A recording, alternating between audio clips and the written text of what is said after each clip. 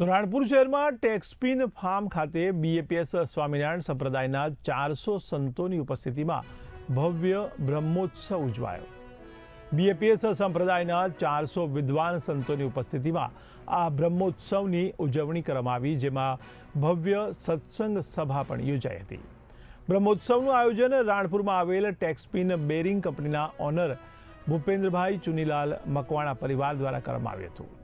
આ બ્રહ્મોત્સવ કાર્યક્રમની અંદર સત્સંગ સભામાં બીએપીએસ સ્વામિનારાયણ સંપ્રદાયના વડીલ અને વિદ્વાન સંતોએ આશીર્વચન પણ પાઠવ્યા હતા। બ્રહ્મોત્સવ એટલે પોષી પૂનમનો દિવસ। ભગવાન સ્વામિનારાયણે અક્ષર બ્રહ્મ ગુણાતીતાનંદ સ્વામીને એ દીક્ષા આ દિવસે આપી હતી। એ દિવસે આ બ્રહ્મોત્સવનું સુંદર મજાનું આયોજન કરવામાં આવ્યું। ત્યાં વિદ્વાન સંતોના કથા વાર્તાનો લાભ પણ પ્રાપ્ત થયો। એની અંદર પૂજ્ય નારાયણ મુનિ સ્વામી અદ્ભુત કથા વાર્તાનો લાભ ત્યાં આગળ આપ્યો। ખરેખર બધા હરિભક્તોને બહુ જ રાજી કર્યા।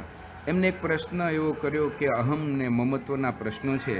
આજે દેશ અને સમાજના જે કાંઈ પ્રશ્નો છે એ અહમ ને મમત્વના છે, એનું સુંદર મજાનું નિરાકરણ પૂજ્ય નારાયણ મુનિ સ્વામીએ એ કરેલું।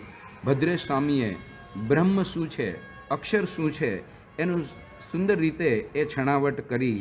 પૂજ્ય આત્મતૃપ્ત સ્વામીએ ભગવાન પ્રગટ છે આ પૃથ્વી ઉપર એનું પણ સુંદર રીતે પ્રવચન કર્યું। ભગવાન અંતકાળે તેડવા માટે આવે છે એ પ્રકારે એમને સરસ પ્રવચન કરી અને આ વાતની ખૂબ જ સારી છણાવટ કરી। એ બધા હરિભક્તોને ખૂબ જ આનંદ થયો હતો। એ બ્રહ્મોત્સવનો આજે કાર્યક્રમ હતો, તેની અંદર 400 સંતો પધારેલા અને લગભગ 2000 જેટલા હરિભક્તો પધાર્યા હતા।